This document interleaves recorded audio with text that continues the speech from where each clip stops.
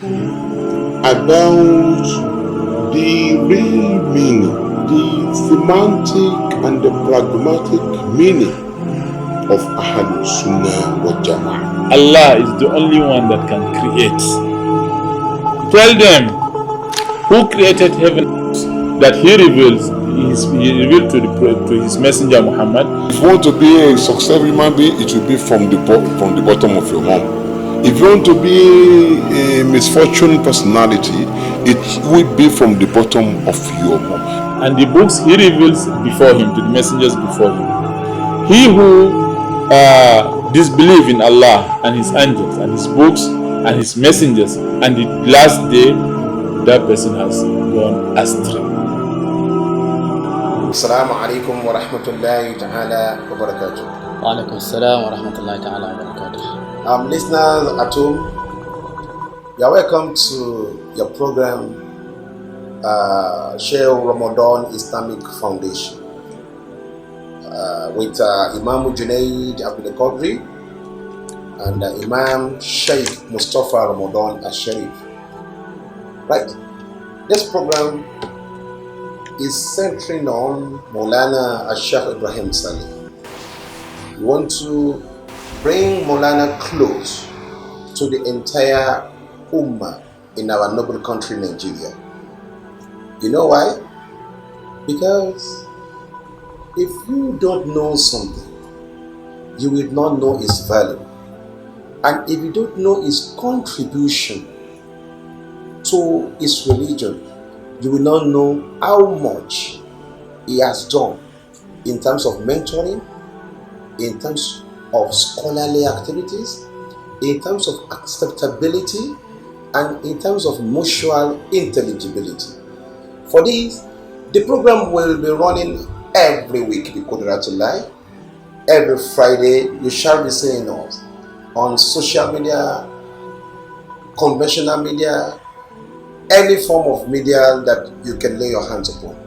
Myself and Imam Sheikh Mustafa Ramadan.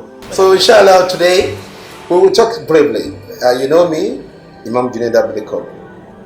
I want Imam Sharif Ramadan to talk briefly about himself before we now venture into the analysis.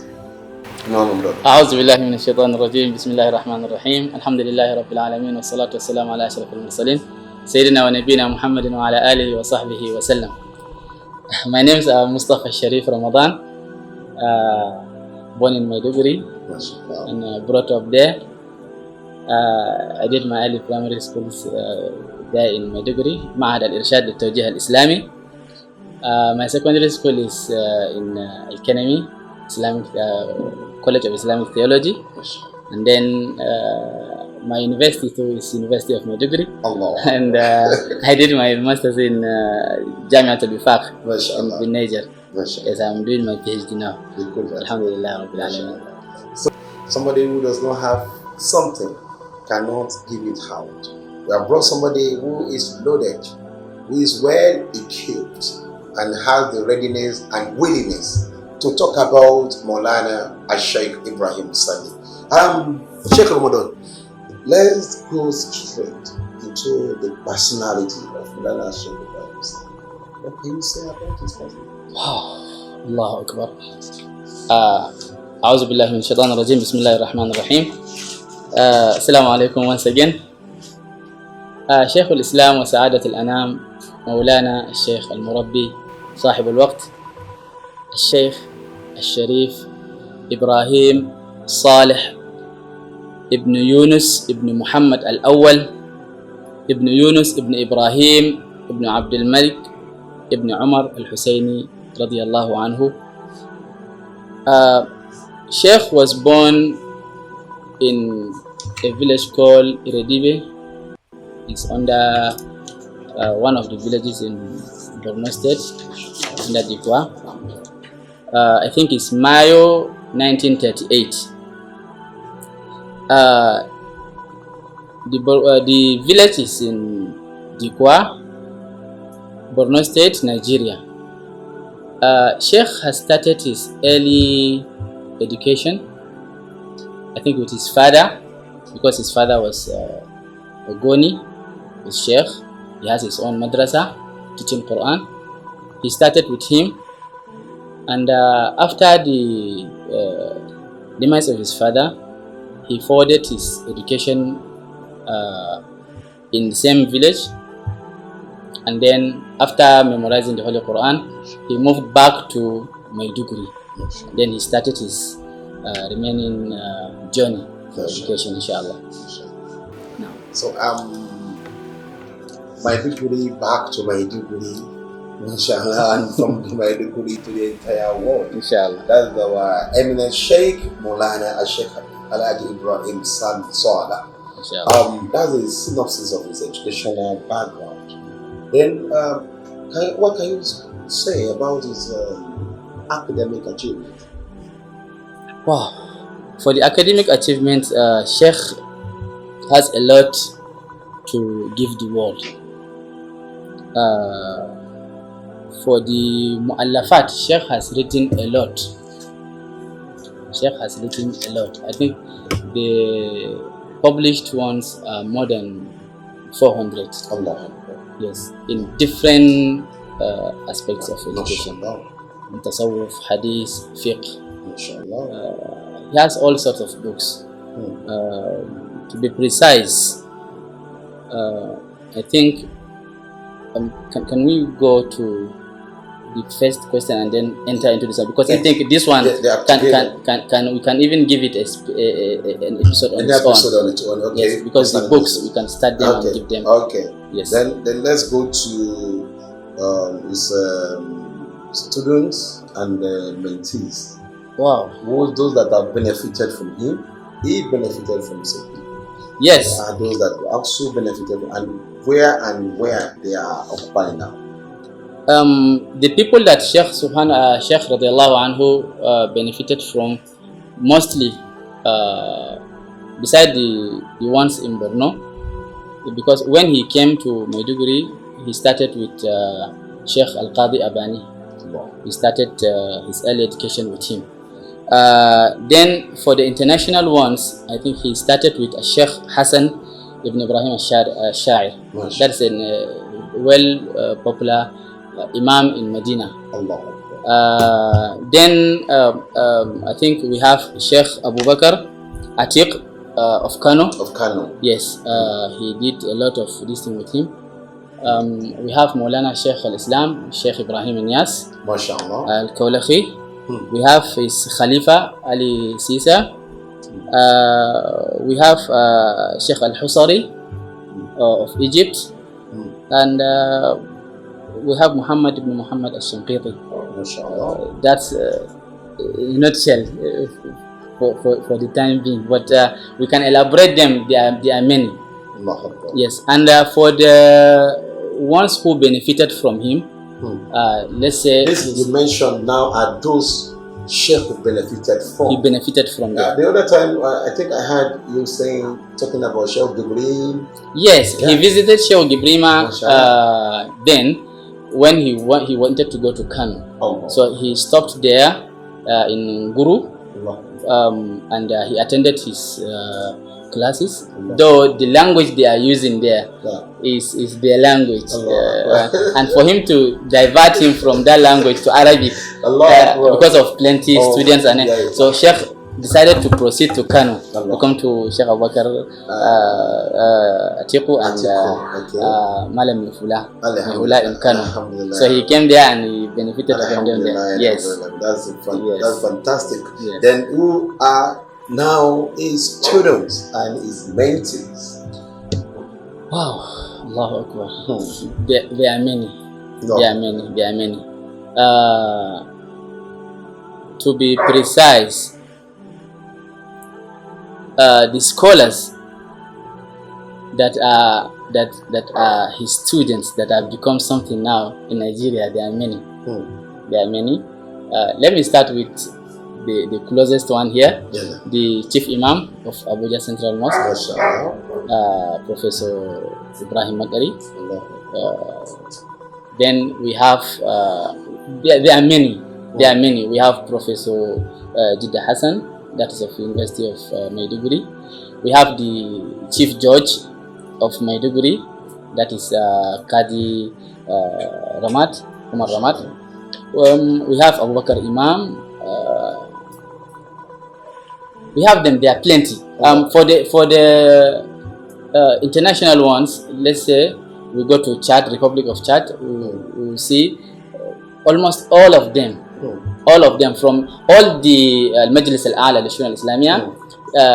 They are bound and they are loyal to Sheikh and their students. And to name some, like Sheikh Ahmed Isa, that's the president of Al-Nahda there. And we have the Mashiakha of Tariqa in Jamena. All of them, they are there. And if we go to Sudan, we can have Sheikh Musa Abdullah. That is the Sheikh there in Sudan. He's one of the mentees of Sheikh radiallahu anhu. Now, so what alhamd, may Allah bless us through the blessing of Maulana Sheikh Ibrahim Saleh radiallahu ta'ala anhu. So we've spoken about his mentees, his students, and his teachers. Now, he's a mufti of Nigeria, and is as well the most prominent speaker for the book of Hadith of Prophet Muhammad sallallahu alaihi wasallam. It is not the first in Africa. So, what led to this kind of acceptability? What can you say that led to acceptability of Sheikh on the corridor of both Tasawwuf, Sufism, and Aqidah? You know, professional perspective, Sheikh Ibrahim Saleh is a man. He's a legend. If you want to talk about Sufism, Sheikh Ibrahim Saleh. So why was he able to combine the two together to achieve all this? I think this one is the secret behind the Sheikh. Sheikh is unique. I think Allah subhanahu wa ta'ala, we call it inaya. That is the inaya of Allah subhanahu wa ta'ala. And the mercy of Allah. And I think he started his journey with good intention and good heart. He used to say that whenever you want to do something, you should do it. And make sure you perfected that thing. And the story we've been heard since before we were born then, we used to hear our fathers say, Sheikh used to read when there is no electricity. They used to call, there is one, this thing, a bottle, they will put kerosene inside. They will put this thing, we call it a chibal. They own it, and they will own it. He will read all night. And anything he saw, any book he saw, if he read it, God has given him a memory. Anything he saw, he just, let me just photocopy it. Any book he go through, the next day ask him about the book. He can give you the references paragraph by paragraph. And I think the blessing of his teachers, because if he come to a teacher and he learns something, that teacher must give him ijaza. That you perfected what you come for. Because he learned fiqh, the people that taught him fiqh, later they came and learned it from him again. Yes. Those that they teach him hadith, because he travels a lot. He started his journey, I think, in 60s. Those that taught him fiqh, yes, that is jurisprudence. They came back and learned that same thing from him. Subhanallah. Yes. Subhanallah. The same thing to hadith. Hadith also. Yes, the same thing to hadith. There is this popular this thing that Sheikh used to. He told us, I think, in his tafsirs. They once went to, I think, Pakistan. They went to meet one Islamic scholar. I think it's Sheikh Al-Kandahlawi. They went there. I think they spent 3 days reading Sahih al-Bukhari. They will read after Subh. They will start, continue to Zuhr, continue to Asr, continue to Maghrib, continue to Isha, continue till midnight. When it is Sulus al-Akhir, Sheikh, the teacher, will take permission from them, go inside to his house, do some things. After Subhi, he will come out for Fajr prayer, they continue. They did that one for good 3 days. 3 days. They finished the book.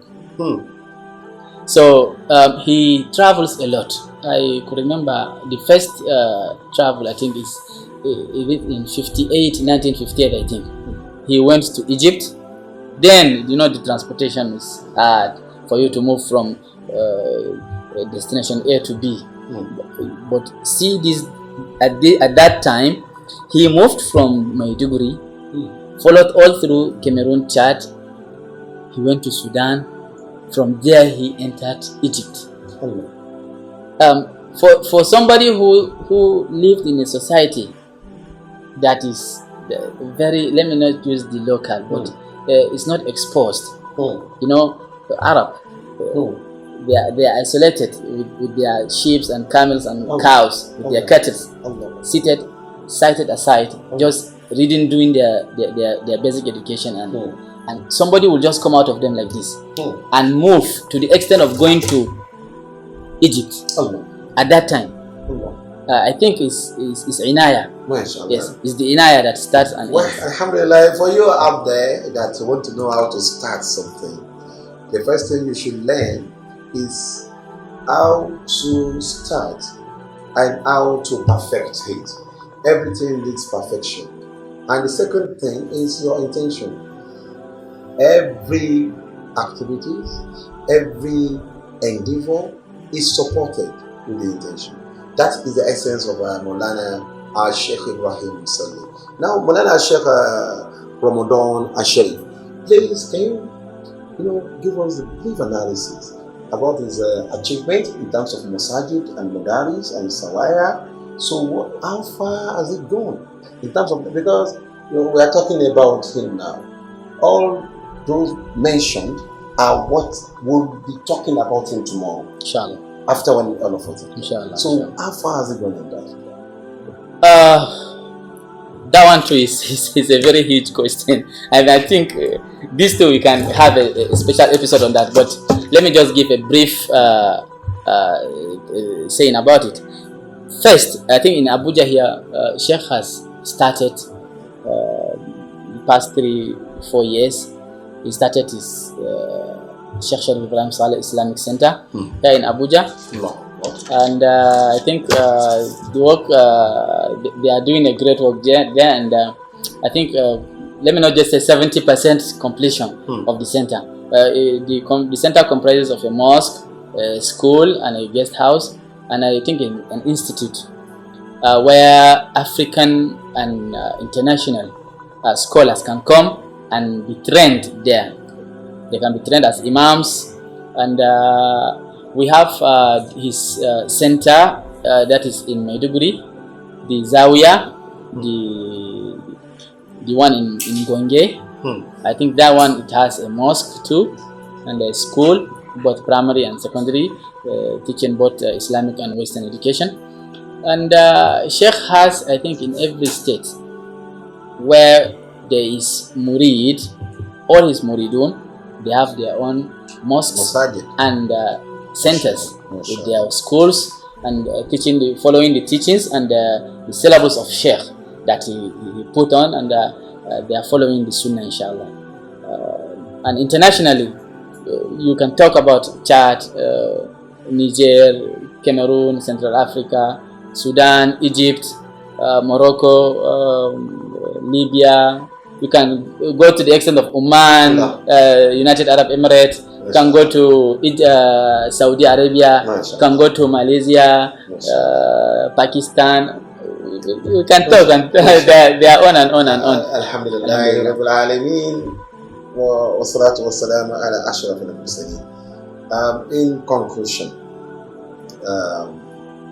competence and performance, a summary of what we've been able to talk about Maulana Sheikh Ibrahim Saleh. He worked to enhance competence, to gather ability to do something with perfection, that is competence. So he now submitted and subjected himself to perform what he has learned. That is talking about the saying of Prophet Muhammad sallallahu alaihi wasallam when he said, "Khayrukum man ta'allama al-Quran wa 'allama." The best of you are those who learn the Quran. After learning the Quran, you are now working with it. You are now teaching people. You are now upgrading people. You are now mentoring people. But before we go, sir, I want to chip in something here because the background is to analyze the personality platform of Sheikh Ibrahim Saleh. So now, I want to ask, what is his view about conventional education? That is the knowledge of English vis-a-vis the Arabic education.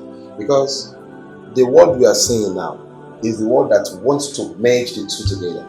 So what is the preparation or the achievement of Sheikh in that regard? Alhamdulillah, Sheikh is considered to be